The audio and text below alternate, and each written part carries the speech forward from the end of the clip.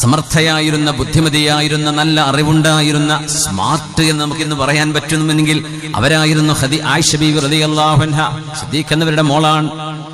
എന്നെ പുണ്യ റസൂല് കല്യാണം കഴിക്കുന്നതിന്റെ 3 കൊല്ലം മുമ്പ് ഖദീജ ബീവി റളിയല്ലാഹു അൻഹ ലോകത്തോട് വിട പറഞ്ഞു പോയിട്ടുണ്ട്. ബീവി മരിച്ച് വഫാത്തായി. ബീവി അന്ത്യവിഷം കൊള്ളുന്ന മക്കയിലാണ്, അറിയാലോ, ജന്നത്തുൽ മുഅല്ലയിൽ.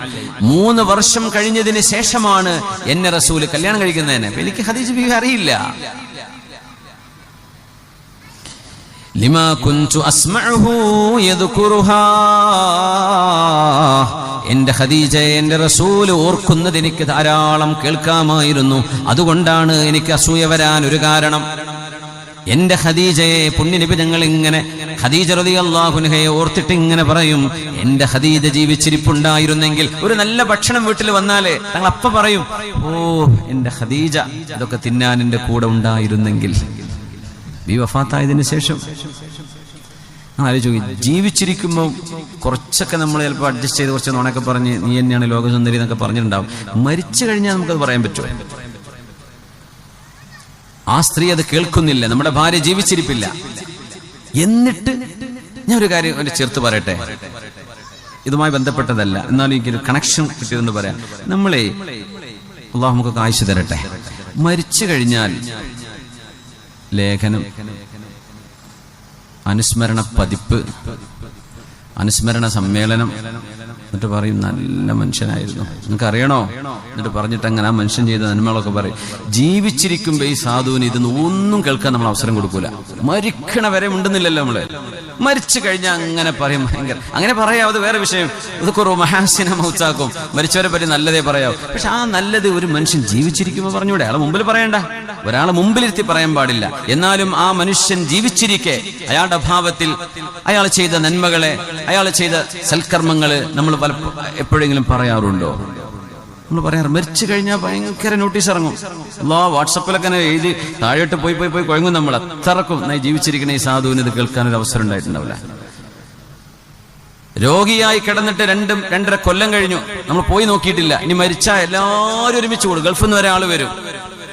ജീവിച്ചിരിക്കുമ്പോൾ മനുഷ്യനൊരു മുഖം കാണിച്ചു കൊടുത്ത്, പഴയകാല ആ പറമ്പിൽ പന്ത് കളിച്ചിരുന്ന ചങ്ങാതിമാരല്ലേ നമ്മളൊക്കെ ഒന്ന് പറഞ്ഞ് ഒന്ന് ചെന്ന് നോക്കി ആ മനുഷ്യനെ സന്തോഷിപ്പിക്കാൻ. ക്യാൻസർ പിടിപെട്ട് കിടക്കാൻ, രക്ഷപ്പെടുമോ എന്നറിയില്ല. ആ മനുഷ്യന്റെ കണ്ണിന് സന്തോഷം കൊടുക്കാൻ ഇടക്കൊന്ന് പോയി നോക്കുക. ഒന്നും മരിക്കണവരെ കാത്തിരിക്കും. മരിച്ചു കഴിഞ്ഞാൽ രാവിലെ മുതൽ നമ്മളവിടെ അങ്ങനെ ഇരിക്കും.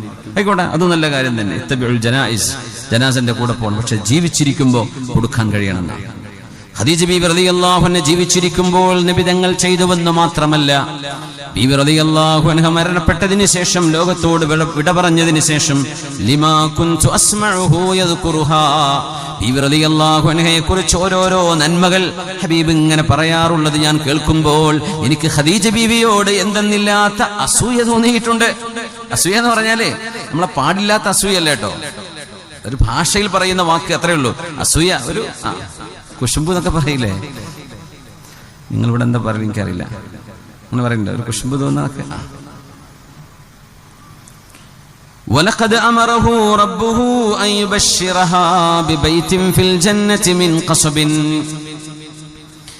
എന്റെ ഭർത്താവായ ഹബീബായ റസൂലിനോട്, ഹബീബിന്റെ മുൻ ഭാര്യയായിരുന്ന ഖദീജ ബീവി റളിയല്ലാഹു അൻഹയോട് അല്ലാഹു ആജ്ഞാപിച്ചു. റസൂലിനോട്, ഖദീജ ബീവിയോട് പറയണേ നബിയേ, അവർക്ക് സ്വർഗ്ഗത്തിൽ ഒരു വീടുണ്ട്. മിൻ ഖസബിൻ, ഒറ്റമുത്തിനാലുള്ള വീട്. ഖസബ് എന്ന് പറഞ്ഞാൽ അൽ-ലുഅ്ലുഅത്തുൽ വഹീദത്തുൽ കബീറ, വലിയ ഒരു ഒറ്റമുത്തിനാണ് ഖസബ് എന്ന് പറയാ. ഒരൊറ്റ മുത്ത്, അതാണ് വീട്, അതാണ് കൊട്ടാരം. അത്രമേൽ വലിപ്പമുള്ള ഒരു മുത്ത്, ഒറ്റമുത്തിനാൽ ഒരു കൊട്ടാരം ഖദീജ ബീവിക്ക് അല്ലാഹു വെച്ചിട്ടുണ്ടെന്ന് നബിയെ ഖദീജയോട് പറയണേ റളിയല്ലാഹു അൻഹാ. അപ്പൊ ബീവി നബി നിങ്ങൾക്ക് ഭക്ഷണം ഉണ്ടാക്കാൻ വേണ്ടി പോയിരുന്നു. ഭക്ഷണം ഉണ്ടാക്കി വരുമ്പോഴാ ജിബ്രീൽ അലൈഹിസ്സലാം വന്ന്, നബിയെ ഖദീജ ബീവി ഇപ്പൊ നിങ്ങൾക്ക് ഭക്ഷണവുമായി വരുന്നുണ്ട് കേട്ടോ, ഒരു കാര്യം പറയണേ. ഞാൻ അസ്സലാമു അലൈക്കും എന്ന് പറഞ്ഞു എന്ന് പറയണേ. മലക്കുകളാണ്, അവർക്ക് ആണും പെണ്ണും എന്ന ജെൻഡർ ഇല്ലാത്തവരാണ് മലക്കുകൾ. മുഅമ്മനൂൻ, അവരിൽ നിന്നൊരു ഫിത്ന ഒന്നും ഉണ്ടാവില്ല. അവര് പ്രേമിക്കാൻ പോകുന്നല്ല, അവർ അല്ലാഹുവിന്റെ മലക്കുകളാണ്. ഞാൻ സലാം പറഞ്ഞു എന്ന് ഖദീജ ബീവിയോട് പറയണേ. പിന്നെ അല്ലാഹു അസ്സലാമു അലൈക്കും എന്ന് ഖദീജ ബീവിയോട് സലാം പറഞ്ഞിട്ടുണ്ട്, അതും ഒന്ന് അറിയിക്കണേ. പിന്നെ ഒറ്റമുത്തിനാലുള്ള ഒരു കൊട്ടാരം ഖദീജ ബീവിക്ക് അല്ലാഹു സ്വർഗ്ഗത്തിൽ ഒരുക്കി വെച്ചിരിക്കുകയാണ്. ലാ നസബ ഫീഹാ വലാ സഹബ്, ശാന്തമായ സുന്ദരമായ ഒരു ബഹളമോ ഒരു അസ്വസ്ഥതയോ തോന്നാത്ത അതിസുന്ദരമായ ഒരു ഭവനം ഖദീജ ബീവിക്ക് അല്ലാഹു വെച്ചിരിക്കുന്നു. അപ്പൊ ബീവി ഭക്ഷണവുമായിട്ട് ഇങ്ങനെ വരികയാണ് ഹബീബിന്റെ മുമ്പിലേക്ക്. ഈ ഭക്ഷണം എന്നതൊരു വലിയ കണക്ഷനാണ്.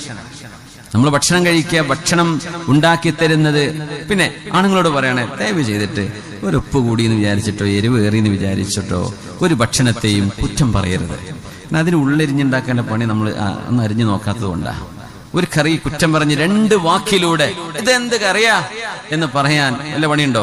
ആ കറിക്ക് അവർ വെള്ളം ചൂടാക്കണം, കൈ പൊള്ളിയിട്ടുണ്ടാവും, ചിലപ്പോൾ കത്തി കയ്യിന് കൊണ്ടിട്ടുണ്ടാവും, ഉള്ളി വേണം, നോക്കുമ്പോൾ നല്ല ഉള്ളി ഒന്നും കിട്ടുന്നുണ്ടാവില്ല, അയൽപക്കത്ത് തൽക്കാലം ഒന്ന് വടക്കല്ലല്ലോ എന്താ പറയാ, അവരൊന്ന് വായ്പക്ക് വാങ്ങിയിട്ടുണ്ടാവും. ഇങ്ങനെയൊക്കെ എന്തൊക്കെ കഷ്ടം. അതിൻ്റെ ഒരു കുട്ടി കരഞ്ഞ് അപ്പോഴേക്ക് കുട്ടിയുടെ ഡയാപ്പർ പാമ്പേഴ്സ് മാറ്റി കൊടുക്കാൻ അപ്പോഴേക്കും ഒരാൾ ബെല്ലടിച്ചതാന്ന് റെസിറ്റ് കയറി വന്നിട്ട് ഇവരൊക്കെ ഇതിന്റെ ഇടയിലാണ് വരുന്നുണ്ട്. അപ്പം ഇച്ചിരി ഉപ്പിട്ടോ ഓർമ്മല്ലാണ്ട് ഇച്ചിരി പേരിട്ട് പോയിട്ടുണ്ടാവും. നമ്മൾ ജുമ കഴിഞ്ഞ് വെല്ലുമ്പോൾ വല്ലാത്ത വിശപ്പാണ്. അങ്ങനെ ഖത്തീബ് ഉസ്താദ് മിമ്പറുമ്മ കയറി പിന്നെ ഒന്നും ചെയ്യാൻ പാടില്ല എന്നല്ലേ. അപ്പൊ അടങ്ങിയിരിക്കുമ്പോൾ വയറ്റിലെ കാര്യം പിന്നെ ഓർമ്മ വരിക. അതാണ് ജുമ കഴിഞ്ഞാൽ വല്ലാത്ത. വേറൊന്നും ചിന്തിക്കാനല്ലോ, അടങ്ങിയിരിക്കണ്ടേ, ഫോണിൽ നോക്കാൻ പാടില്ല. ഖത്തീബ് ഉസ്താദ് മിമ്പറുമ്മ ഖുത്ബ ഓതുമ്പോൾ ഖുർആൻ ഓതാൻ വരെ പാടില്ല, ദിക്റെല്ലാം വരെ പാടില്ല എന്നാണ്. അൻസിത്തു ഉണ്ടാതിരുന്ന് കേൾക്കാം. അപ്പൊ എനിക്ക് വിശക്കുന്നുണ്ടോ, വിശപ്പുണ്ടോ, വിശപ്പൻ ഈ ഓർമ്മയില ഓടുന്നത്. അപ്പൊ പിന്നെ ചെല്ലുമ്പോഴേക്കും ഭക്ഷണം കിട്ടണം. അതാ ജുമ കഴിഞ്ഞാൽ പിന്നെ വലിയ ക്ഷമ ആർക്കും ഉണ്ടാവില്ല. ഇനി റമളാൻ വന്നാൽ ഭയങ്കര ക്ഷമയായിരിക്കും അല്ലേ?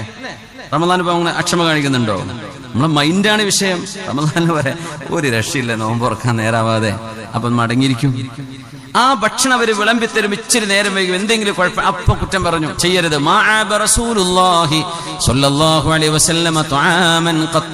ഭക്ഷണം നമ്മുടെ മനസ്സിനെ ആകർഷിക്കുന്ന ഒരു സംഗതിയാണ്. നല്ല റെസ്റ്റോറന്റുകൾക്ക് ഒരു ഡെക്കറേഷനും പരസ്യം വേണ്ട, ആൾക്കാർ അങ്ങോട്ട് ഓടിയെത്തും. ചിലപ്പോൾ പൊട്ടിപ്പൊളിഞ്ഞ ബെഞ്ചൊക്കെ ആയിരിക്കും, എന്നാലും എന്താ തിരക്കെന്ന് പറയും. ഇപ്പുറത്ത് ലക്ഷറി ആയിട്ട് ഏസിട്ട് വെച്ചിട്ട് ഒരു മനുഷ്യൻ കയറുന്നുണ്ടാവില്ല. എന്തേ? ഭക്ഷണം സ്വാദില്ല എന്ന് പറയും അല്ലേ?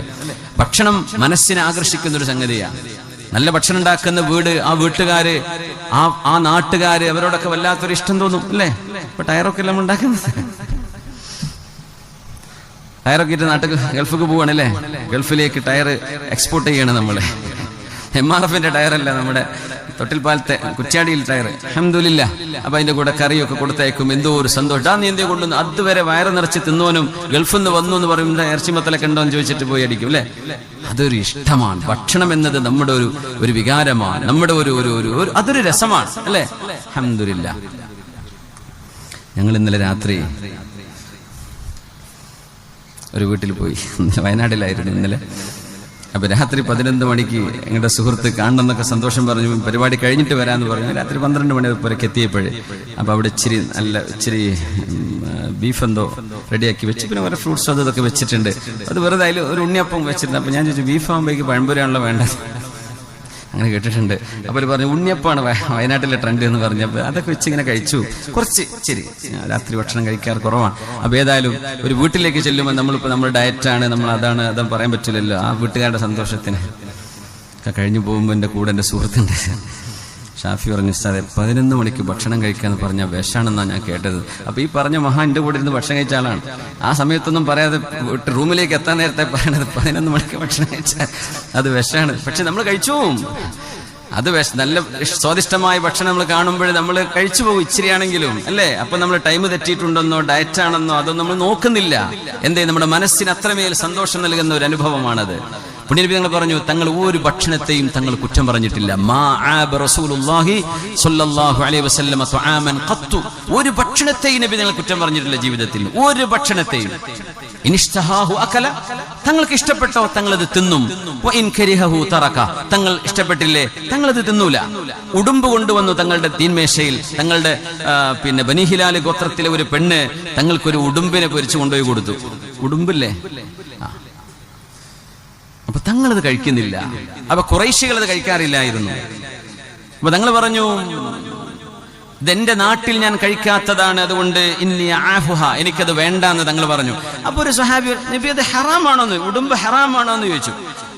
പൊന്നാര ചങ്ങാതിമാരെ, ഇത് പോലീസ് പിടിക്കൂല്ലേ എന്ന് എനിക്കറിയില്ല, ഞാൻ മസല പറഞ്ഞു തരുന്നത്. അത് തങ്ങൾ പറഞ്ഞു അത് ഹറാമല്ല, ഹറാമല്ല. കേസും കൂട്ടം പോലീസ് സ്റ്റേഷനുകൾ നോക്കേണ്ടി വരും. ഞാൻ മസല പറയണത് ഹറാമാണോ ഹറാമല്ല. ഇതങ്ങോട്ട് പറഞ്ഞപ്പോ ഖാലിദ് ബിൻ വലീദ് റളിയല്ലാഹു അൻഹു ആ ഉടുമ്പിനെ ഇങ്ങോട്ട് വലിച്ചിട്ട് ഒറ്റയ്ക്ക് മുഴുവൻ കഴിച്ചു എന്നാ. ഖാലിദ് ബിൻ വലീദ് റളിയല്ലാഹു അൻഹു തങ്ങൾ ഇഷ്ടപ്പെട്ടില്ല, തങ്ങൾ കഴിച്ചില്ല. തങ്ങൾ ഇതെന്താ അങ്ങനെയൊന്നും തങ്ങൾ പറയൂല. ഇഷ്ടപ്പെട്ടില്ലേ തങ്ങൾ കഴിക്കൂല. അപ്പൊ അവർ ചോദിച്ചു ഹറാമാണോ? തങ്ങൾ പറഞ്ഞു ഹറാമല്ല, പക്ഷെ എനിക്ക് എന്റെ നാട്ടുകാർ ഖുറൈശികൾ അത് കഴിക്കാറില്ല, അതുകൊണ്ട് എനിക്ക് വേണ്ട എന്ന് പറഞ്ഞു. അപ്പൊ ഖാലിദ് ബിൻ വലീദ് റളിയല്ലാഹു അൻഹു യോദ്ധാവാണ്, സൈഫുല്ലാഹിൽ മസ്ലൂൽ, അള്ളാഹുവിന്റെ വാളെന്നറിയപ്പെടുന്ന മഹാൻ, അതെടുത്ത് കഴിച്ചു.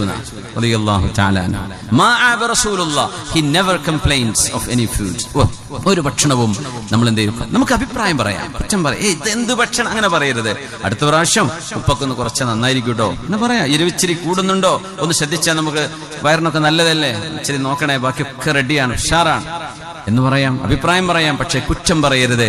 അത് കാരണം അത് ഉണ്ടാക്കി വെക്കുന്ന മനുഷ്യനുണ്ടാക്കുന്ന വേദന, അത് ആണായാലും പെണ്ണായാലും ഭയങ്കര വേദനയായിരിക്കും. അതുണ്ടാക്കുന്ന ആളുകളുടെ വിഷമം നമ്മൾ കാണണം. അത് റെസ്റ്റോറന്റ് പോയിട്ടും എന്തായാലും പൈസ കൊടുക്കേണ്ടി വരും, മുണ്ടാണ്ട് പോവുക, അടുത്ത പ്രാവശ്യം വരണ്ട. അവിടെ ചെന്നിട്ട് തട്ടിക്കരുത്, എന്ത് ഫുഡാണ് അങ്ങനെയാണെങ്കിൽ പറ്റിയിട്ടില്ലേ, ആരങ്ങോട്ട് വിളിച്ചിട്ട് നമ്മൾ പോയി കഴിച്ചതല്ലേ, അപ്പൊ അവരുടെ ബില്ല് വാങ്ങിച്ച് കൊടുക്കുക, പിന്നെ പൊയ്ക്കോ. കുറ്റം പറയരുത്. ഇത് മുസ്ലിമിന്റെ ഒരു സംസ്കാരമാണ്. പുണ്യനബി തങ്ങൾ അത് വീട്ടിൽ നിന്ന് തുടങ്ങി. ഒരാളോടും ഒരു ഭക്ഷണവും ഹബീബ് കുറ്റം പറഞ്ഞില്ലെന്നാണ് സല്ലല്ലാഹു അലൈഹി വസല്ലം. പെണ്ണുങ്ങൾക്ക് ഭയങ്കര ഇഷ്ടമായിരിക്കും ഇന്നത്തെ വേള. പറഞ്ഞു കൊടുക്കും, മൂല്യരെ പറഞ്ഞു കൊടുക്കുക, നമ്മൾ വീട്ടിലൊക്കെ തന്നെ പ്രശ്നം എന്നൊക്കെ ചിലപ്പോൾ ഉള്ളിൽ അവർ പറയുന്നുണ്ടാവും. അങ്ങനെ കുറ്റം പറയുന്നവരുണ്ടാ? ഇന്നു മുതൽ പറയണ്ട. അന്നത്തെ കള്ളാട്ട വേള മുതൽ പിന്നെ കുറ്റം പറഞ്ഞിട്ടില്ല എന്ന് കേൾക്കണം. അൽഹംദുലില്ലാഹ്. ഓക്കെ, അന്ന് വിചാരിച്ച പെണ്ണുങ്ങളെ എന്തെങ്കിലും മുളവെള്ളം കുത്തിക്കലക്കി കൊടുക്കും വേണ്ടേ, മര്യാദക്ക് ഉണ്ടാക്കി കൊടുക്കണേ. പക്ഷേ റസൂലുള്ളാഹി സ്വല്ലല്ലാഹു അലൈഹി വസല്ലമ തങ്ങൾക്ക് ഖദീജ റളിയല്ലാഹു അൻഹ ഭക്ഷണവുമായി വരുമ്പോഴാണ് ഈ സന്തോഷ വാർത്ത പറഞ്ഞു കൊടുക്കുന്നത്. ജിബ്രീൽ അലൈഹിസ്സലാം, അവർക്ക് സ്വർഗ്ഗത്തിൽ ഒരു വീടുണ്ട്. ആയിഷ ബീവി റളിയല്ലാഹു അൻഹ പറയുന്നു, ഇൻകാന ലയദ്ബഹുശാത്ത്, ഹബീബായ നബി തങ്ങൾ ചിലപ്പോഴെങ്കിലും ആടിനെ അറുക്കുമായിരുന്നു. നബി തങ്ങൾ ആടിന്റെ മാംസം കിട്ടുമ്പോ ثم يهدي في خلتها منها, ഖദീജ ബീവി റളിയല്ലാഹു അൻഹയുടെ കൂട്ടുകാരികളുടെ വീട് നോക്കിയിട്ട് അതിന്റെ അഡ്രസ്സ് പറഞ്ഞു കൊടുത്തുകൊണ്ട് തങ്ങൾ പറയും, ഇത് ഖദീജയുടെ ആ കൂട്ടുകാരിക്ക് കൊണ്ടുപോയി കൊടുക്ക്, ഇത് ഖദീജയുടെ ഈ കൂട്ടുകാരി കൊണ്ടുപോയി കൊടുക്ക്. തങ്ങൾക്ക് അവരറിയാം. എന്റെ ഭാര്യയുടെ കൂട്ടുകാരികളുമായി ഫ്രണ്ട്ഷിപ്പ് ഉണ്ടാക്കണം എന്നതിന് അർത്ഥമല്ല കേട്ടോ, അങ്ങനെയൊന്നും ചിന്തിക്കരുതേ. മഅദല്ലാഹ്. ഖദീജ ബീവി റളിയല്ലാഹു അൻഹയുടെ കൂട്ടുകാരികളെ നബി തങ്ങൾക്കറിയാം. അതുകൊണ്ട് തങ്ങൾ പറയും, അവരുടെ വീടുകളിലേക്ക് ഇത് കൊണ്ടുകൊടുക്കണേ എന്ന്. വീട്ടിലേക്ക് കൊണ്ടുവന്ന മാംസത്തിൽ നിന്ന് ഓരോരോ അംശങ്ങൾ ബീവിയുടെ കൂട്ടുകാരികളെ നബി തങ്ങൾ കൊണ്ടുപോയി കൊടുക്കും. ഇതെപ്പോഴെന്നറിയോ? ബീവി വഫാത്തായതിനു ശേഷവും. ബീവി ജീവിച്ച് ഖദീജ ബീവി കാണുന്നുണ്ടോ? ആലമുൽ അർവാഹിൽ അത് കാണുന്നുണ്ടാകാം. അല്ലാഹുവിന്റെ ഹബീബ് ബീവിയോടുള്ള പ്രതിബദ്ധതയെ, ആ സ്നേഹത്തെ നബി തങ്ങൾ കാണിച്ചു തരാൻ. ഇതാണ് പ്രേമം, ഇതാണ് സ്നേഹം, ഇതാണ് സ്നേഹം. അല്ലാതെ നിങ്ങൾ ഫേസ്ബുക്കിൽ രണ്ട് ഇമോജി വിടലല്ല സ്നേഹം.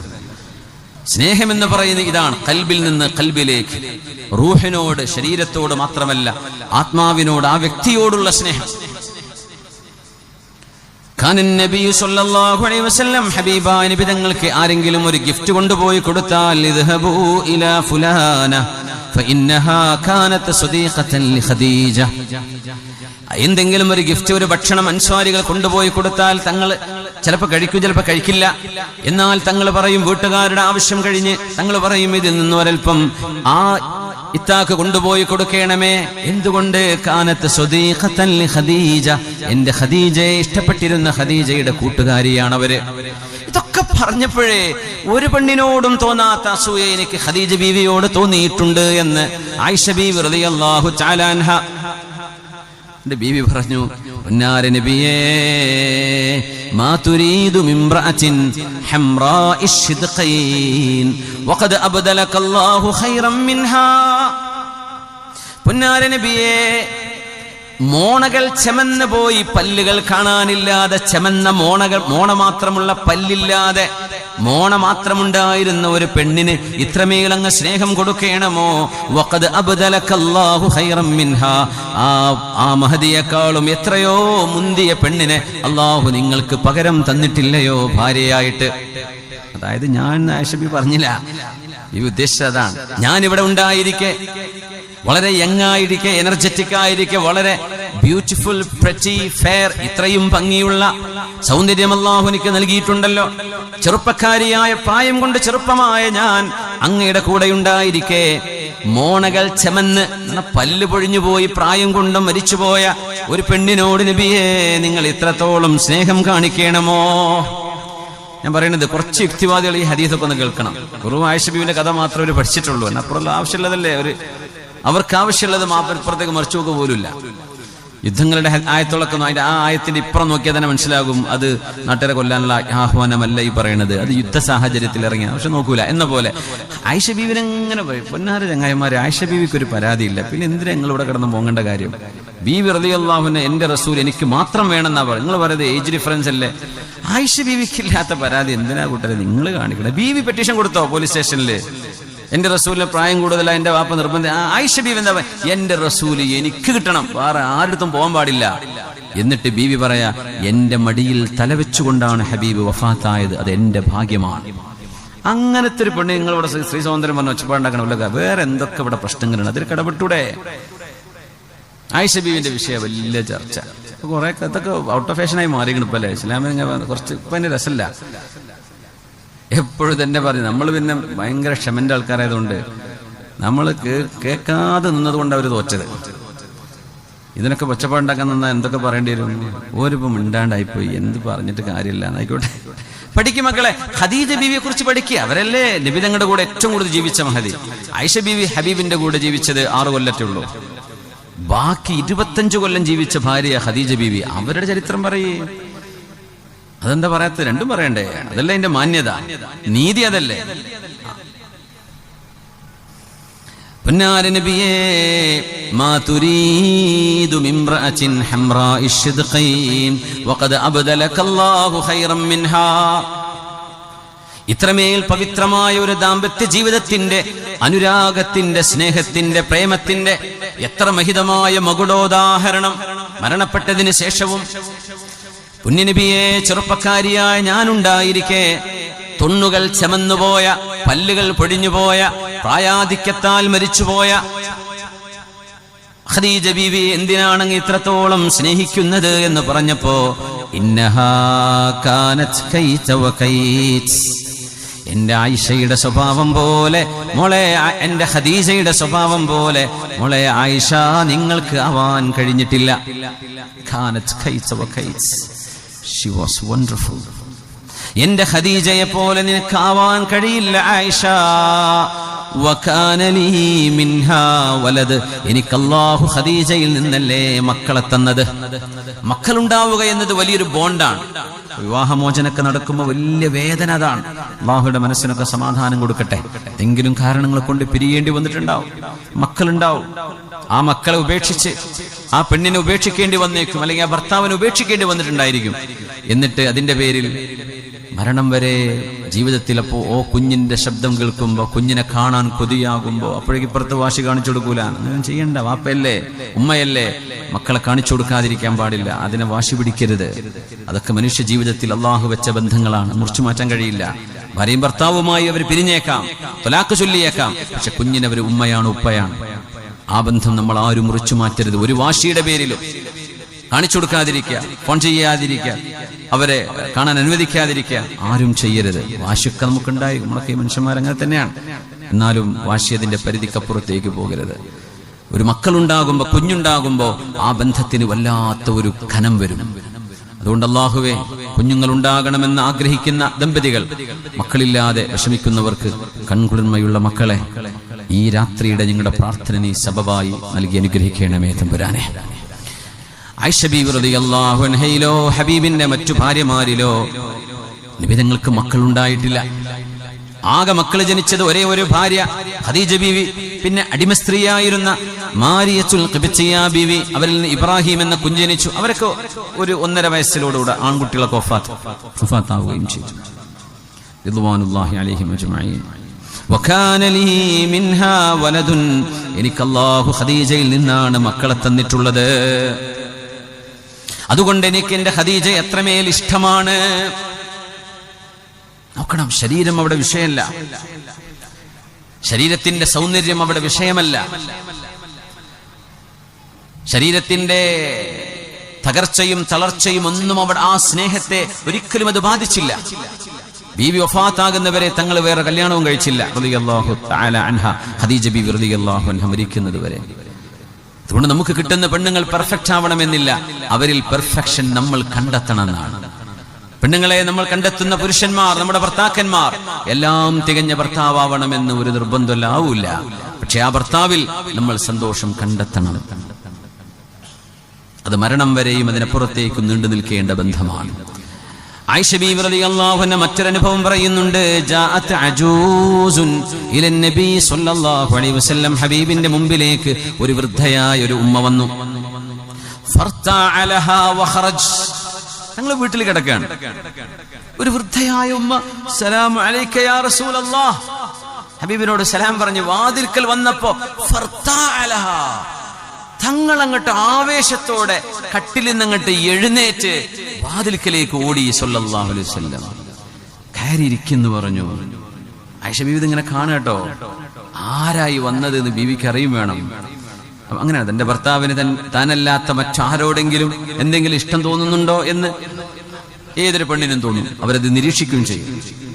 കൈഫ അൻതും, എന്താ നിങ്ങളുടെ വിശേഷം, എങ്ങനുണ്ട് തങ്ങൾ ചോദിക്കുക ഉമ്മയോട്. കൈഫ ഹാലുക്കും, എന്താണ് നിങ്ങളുടെ അവസ്ഥ. കൈഫ കുൻതും ബഅദനാ, ഞങ്ങൾ മദീനയിലേക്ക് പോന്നതിന് ശേഷം നിങ്ങളുടെ മക്കയിലെ ജീവിതം പിന്നെ എങ്ങനെ ഉണ്ടായിരുന്നു ഉമ്മ. അപ്പൊ ഉമ്മ പറഞ്ഞു ബിഖൈർ ബിഅബി അൻത വ ഉമ്മി യാ റസൂലല്ലാഹ്, എല്ലാം ഖൈറാണ് നബിയേ.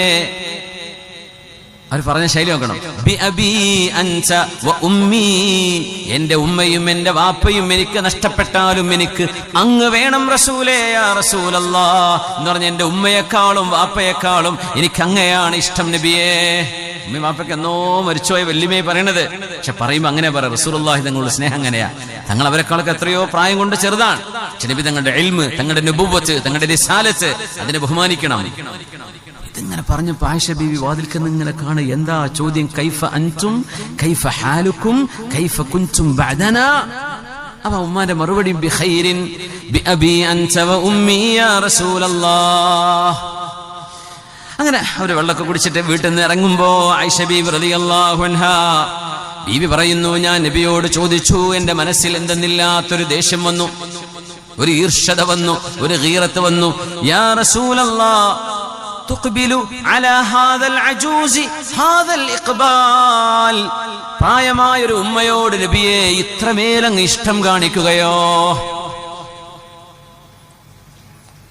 ആലോചിച്ചാൽ മതി, എനിക്ക് 18 90 കഴിഞ്ഞ ഉമ്മയല്ലേ അത്, ഇനിയിപ്പോ എന്ത് റസൂലുള്ളാഹി നിങ്ങൾ അവരെ കെട്ടാൻ പോകുന്നൊന്നുമില്ലല്ലോ. എന്നാലും തന്റെ ഭർത്താവ് മറ്റൊരു പെണ്ണിനെ ഇഷ്ടപ്പെടൂ എന്നതൊരു പെണ്ണിന്റെ വലിയൊരു ബേജാറാണ്.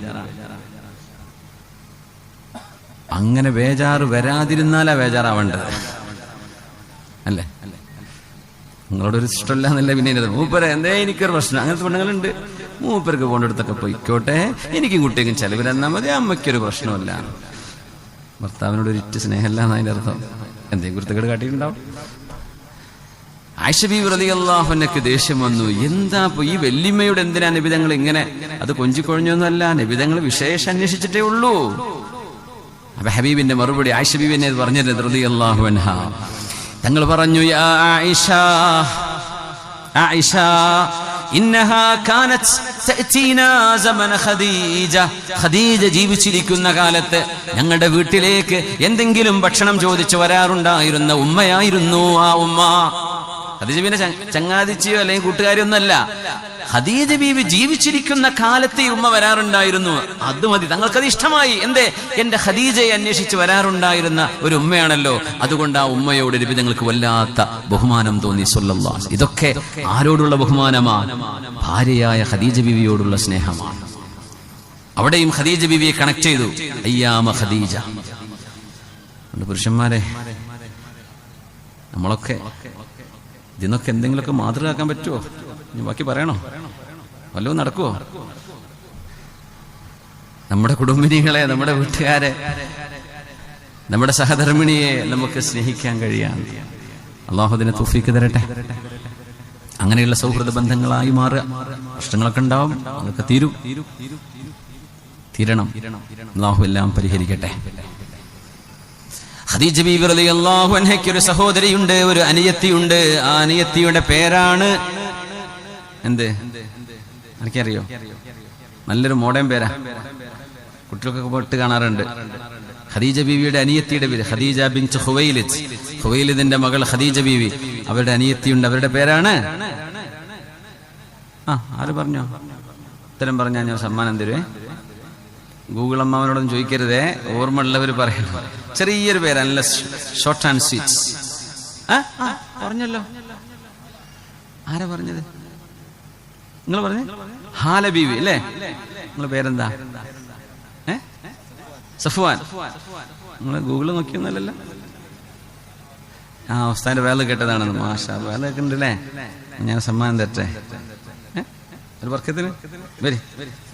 സഫ്വാൻ ഒരു ഉത്തരം പറഞ്ഞു. വേലക്കാരുണ്ടായിരുന്നു, കേട്ടാ പോലെ ചിലർ ഇങ്ങനെ ഉറങ്ങി കേൾക്കും. ചിലപ്പോൾ ഉറങ്ങാൻ നേരത്തെ കേൾക്കണമല്ലൊക്കെ ഉണ്ട്. എന്നോട് പലരും പറയില്ല, ഞാൻ ഉറങ്ങുള്ള വേലട്ടാ ഉറങ്ങലെന്ന്. ഞാൻ ആയിക്കോട്ടെ, എന്നാലും പാട്ടിട്ടൊന്നല്ലല്ലോ എന്ന് വിചാരിക്കും. പരപ്പണി ഇൻഷാ അല്ലാഹ് അല്ലാഹു നല്ല ബർക്കത്ത് പൈസയൊക്കെ തരട്ടെ അല്ലേ? പരപ്പണിയൊക്കെ അല്ലാഹു ഖൈറാക്കി തരട്ടെ ഇൻഷാ അല്ലാഹ്, വേഗം പൂർത്തിയാക്കി തരട്ടെ. ആമീൻ യാ റബ്ബൽ ആലമീൻ. പിന്നെ 10 ലക്ഷത്തിന്റെ ചെക്കൊന്നുമല്ല കൊടുത്തത്, കണ്ണുള്ളിക്കൽ നിങ്ങൾ. അൽഹംദുലില്ലാഹ്, അല്ലാഹു ഖൈറാക്കി കൊടുക്കട്ടെ. ആമീൻ. 5 ചോദ്യം ഉണ്ടെങ്കിൽ പറഞ്ഞൊരു ഉസ്താദ്, ഞങ്ങൾ റെഡിയാണ് കേട്ടോ. ഇല്ല, ഹാല ബീവി റളിയല്ലാഹു അൻഹാ, ബീവിയുടെ പേരാണ് ഹാല, ഹാല ബിൻത് ഖുവൈലിദ്. ഹാല എന്ന് പറഞ്ഞാൽ ചന്ദ്രൻ പൂർണ്ണചന്ദ്രനായി ഉദിച്ചു നിൽക്കുമ്പോ ആ ചന്ദ്രന്റെ പ്രകാശത്തിന്റെ ഇടയ്ക്ക് ഒരു കിണർ പോലെ ഒരു വട്ടം കാണാം.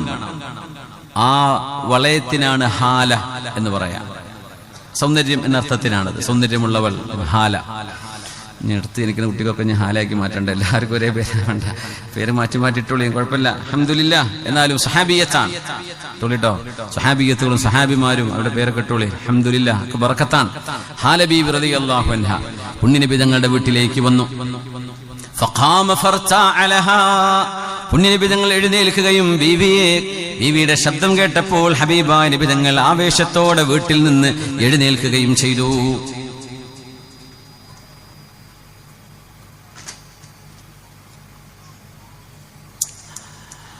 നേരത്തെ വന്ന വല്യമ്മന്റെ വിഷയത്തിൽ തങ്ങളൊരു കാര്യം കൂടെ പറഞ്ഞിട്ടുണ്ട് കേട്ടോ, ഒന്ന് പൂർത്തിയാക്കട്ടെ.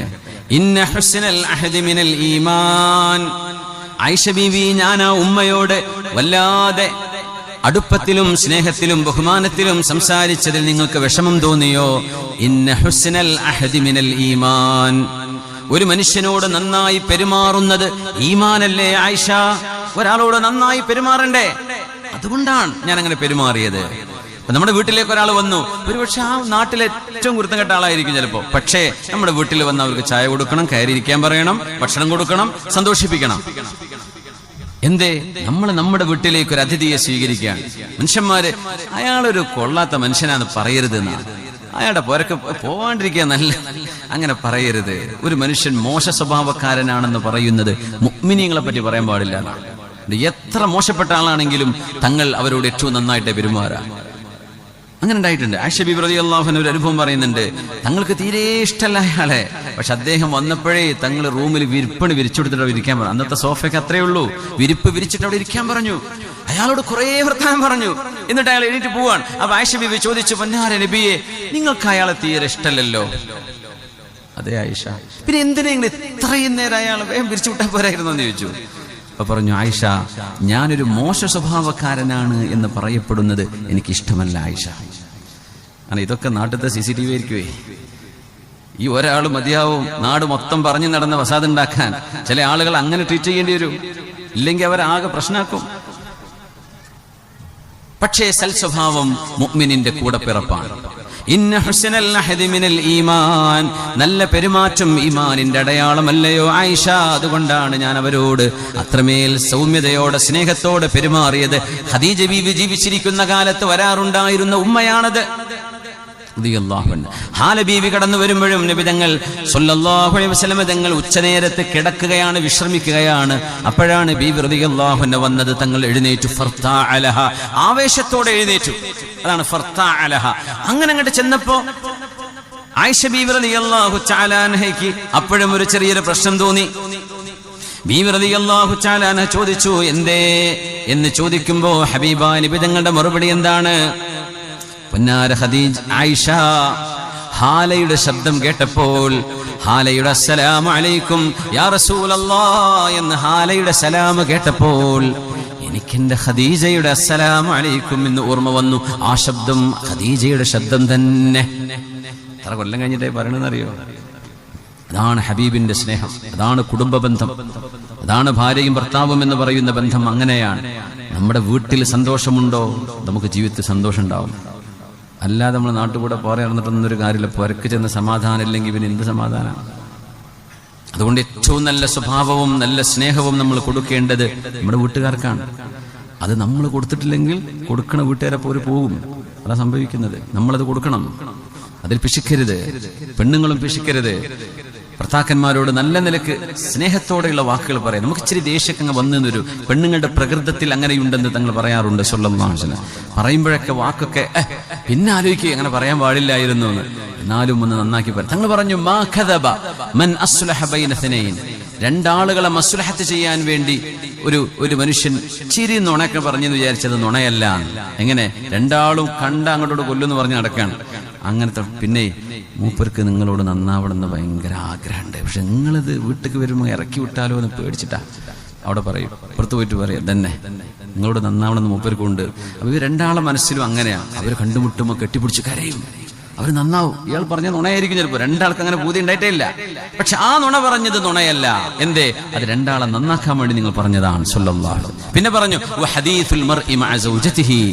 ഒരു ഭാര്യയോട് തന്റെ ഭർത്താവ് പറയുന്നതും, പിന്നെ വഹദീസുൽ മർഅതി മഅ സൗജിഹാ.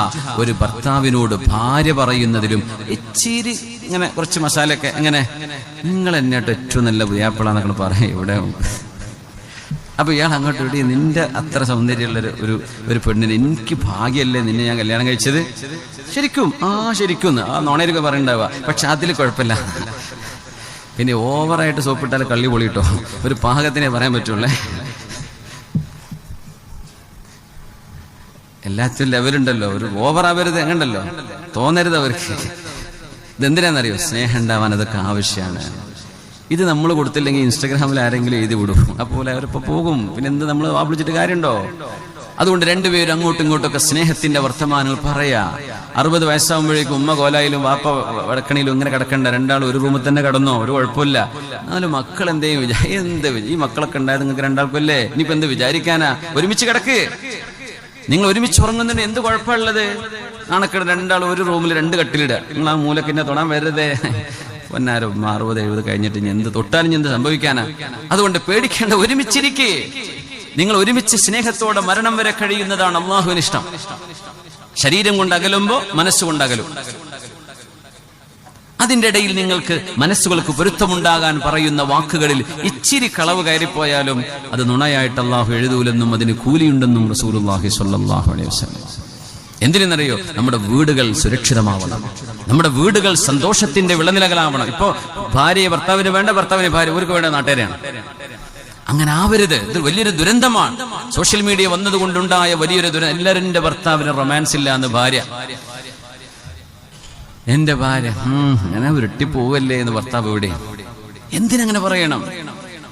ആ പറച്ചിലുകൊണ്ട് തകരുന്നത് എത്ര വലിയ സ്വത്വമാണ്, എത്ര വലിയ പുണ്യമാണ്, എത്ര വലിയ ദീനിന്റെ സ്തംഭമാണ് നമ്മൾ തകർത്ത് കളയുന്നത്.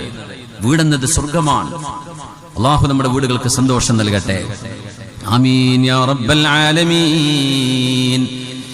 റസൂലുള്ളാഹി സ്വല്ലല്ലാഹു അലൈഹി വസല്ലം തങ്ങൾ അവിടുത്തെ കുടുംബജീവിതത്തിലൂടെ പറഞ്ഞു തന്ന ഈ സ്നേഹബന്ധങ്ങളൊക്കെ, ആ സ്നേഹമാണ് നമ്മുടെ മക്കളുടെ മേൽ പെയ്തിറങ്ങുന്ന കരുണയായി. ഈ സ്നേഹമാണ് മാറുന്നത്. തന്റെ ഭർത്താവിൽ നിന്ന് കിട്ടുന്ന സ്നേഹം ആ ഭർത്താവെന്ന് ജനിച്ച മക്കൾക്ക്, ആ ഉമ്മക്ക് വാരിക്കോരി കൊടുക്കാൻ പറ്റും.